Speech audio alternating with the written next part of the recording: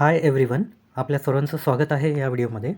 या व्हिडिओमध्ये आपण बघणार आहोत कंबाईन ग्रुप बी 2025चा पूर्वपरीक्षेचा जो पेपर तो 4 जानेवारी 2026ला झालेला आहे. त्या पेपरमधील करंट अफेअर्स म्हणजे चालू घडामोडीवरील एकूण 15 प्रश्न व त्याची उत्तरे.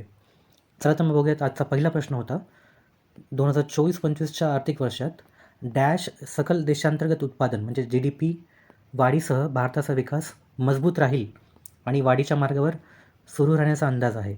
तर या प्रश्नाचं अचूक उत्तर असणार आहे पर्याय क्रमांक 3, 6.5. आजचा पुढचा प्रश्न आहे जोड्या लावा. या प्रश्नामध्ये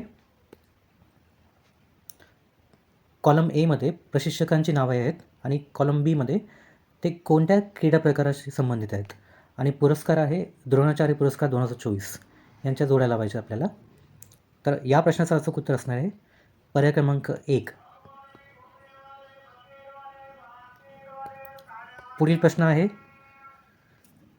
सप्टेंबर 2024मध्ये खालीलपैकी कोणी नवी दिल्ली येथे computer security incident response team म्हणजे CSIRT पॉवर सुविधेचे उद्घाटन केले आहे. तर या प्रश्नाचं अचूक उत्तर असणार आहे पर्याय क्रमांक 3, श्री मनोहर लाल. पुढचा प्रश्न आहे, ऑगस्ट 2025मध्ये खालीलपैकी कोणाची आंतरराष्ट्रीय नाणेनिधी म्हणजे IMFमध्ये कार्यकारी संचालक म्हणून नियुक्ती झाली आहे. या प्रश्नाचं अचूक उत्तर आहे पर्याय क्रमांक 1, उर्जित पटेल.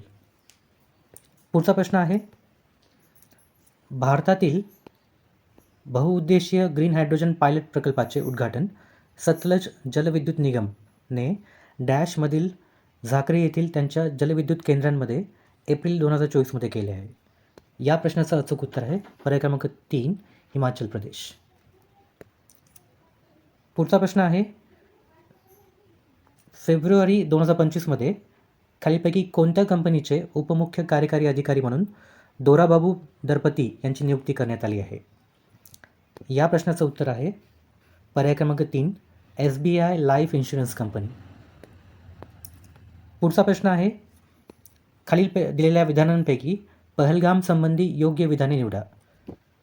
तर या प्रश्नामध्ये 3 विधाने दिली आहेत, त्यापैकी 2 योग्य विधान पहलगाम संबंधी कोणते विधाने योग्य आहेत ते सांगायचं आपल्याला.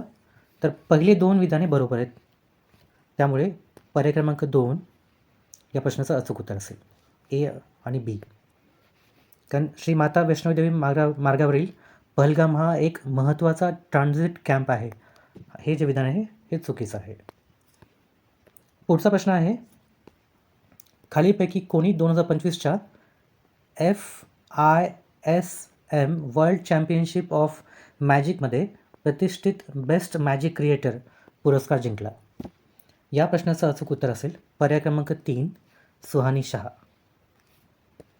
पुढचा प्रश्न आहे, मे 2025मध्ये ऑडी इंडियाचा ब्रँड ॲम्बॅसेडर कोण बनला. या प्रश्नाचं अचूक उत्तर आहे पर्याय क्रमांक 1, नीरज चोप्रा. पुढचा प्रश्न आहे, खालीलपैकी योग्य कथने ओळखा. म्हणजे 2 स्टेटमेंट दिले आहेत, त्यापैकी योग्य कोणतं आहे. त्यापैकी पहिलं कथन काय सांगतं, दरवर्षी 9 सप्टेंबर रोजी साजरा केला जाणारा जागतिक संगीत दिन जगभरात मोफत सार्वजनिक संगीत सादरीकरणाला प्रोत्साहन देतो. आणि दुसरं कथन म्हणजे सेंटेन्स आहे, वाक्य आहे, जागतिक संगीत दिन 2025ची theme healing to harmony through harmony आहे. तर यातील पहिलं विधान हे चुकीचं आहे आणि दुसरं विधान बरोबर आहे. आपल्याला योग्य विचारलेलं आहे, कारण जागतिक संगीत दिन ज्याला आपण वर्ल्ड म्युझिक डे म्हणतो तो 21 जूनला साजरा केला जातो. त्यामुळे यातील फक्त पर्याय क्रमांक ब याचं अचूक उत्तर असेल. पुढचा प्रश्न आहे, डॅश आणि डॅशच्या सहअध्यक्षतेखाली पॅरिस AI ॲक्शन शिखर समिट 2025ने AIच्या जगातील एक महत्त्वाचा क्षण आहे, ज्यामध्ये डिजिटल विभाजनापासून AI सुरक्षेपर्यंतच्या गंभीर आव्हानांना तोंड देण्यासाठी 90हून अधिक राष्ट्रांना एकत्र आणले आहे. या प्रश्नाचं अचूक उत्तर आहे भारत व फ्रान्स. पुढचा प्रश्न आहे, या प्रश्नामध्ये पण साहित्य अकादमी युवा पुरस्कार 2025 यातील ग्रंथ किंवा काव्य जे पुस्तके आहेत आणि त्याचे लेखक कोण आहेत असे 2 कॉलम आहेत, त्यांच्या जोड्या लावायचे आहेत. तर या प्रश्नाचं अचूक उत्तर असणार आहे पर्याय क्रमांक 4. पुढचा प्रश्न आहे, एअर न्यूझीलँडने जुलै 2025मध्ये डॅश यांची त्यांचे पुढील मुख्य कार्यकारी अधिकारी म्हणून नियुक्ती जाहीर केली आहे. या प्रश्नाचं अचूक उत्तर असेल पर्याय क्रमांक 4, निखिल रविशंकर. निखिल रविशंकर यांची नियुक्ती केली. पुढचा प्रश्न आहे, 2030 सालापर्यंत पूर्ण होणे अपेक्षित असलेले जगातील सर्वात मोठे जलविद्युत धरण चीन कोठे बांधत आहे. तर या प्रश्नाचं अचूक उत्तर आहे पर्याय क्रमांक 1, यारलुंग झांगबो म्हणजे ब्रह्मपुत्रा नदी, तिबेट. पुढील प्रश्न करंट अफेअर्सचा, आजचा शेवटचा प्रश्न करंट अफेअर्सचा आजच्या पेपरमधील, तो म्हणजे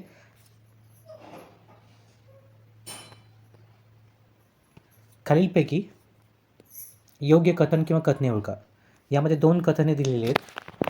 तर पहिलं कथन म्हणजे वाक्य आहे, वाराणसी येथे जुलै 2025मध्ये युवा आध्यात्मिक शिखर परिषद 2025 आयोजित करण्यात आली होती.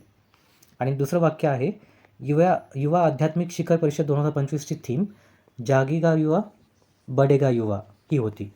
तर यातील पहिलं वाक्य जे आहे, कथन आहे, ते बरोबर आहे. दुसरं चूक आहे, कारण युवा आध्यात्मिक शिखर परिषद 2025ची थीम होती नशामुक्त युवा फॉर विकसित भारत ही होती. त्यामुळे या प्रश्नाचं अचूक उत्तर आहे पर्याय क्रमांक, योग्य विधान हे फक्त ए आहे, ऑप्शन नंबर ए.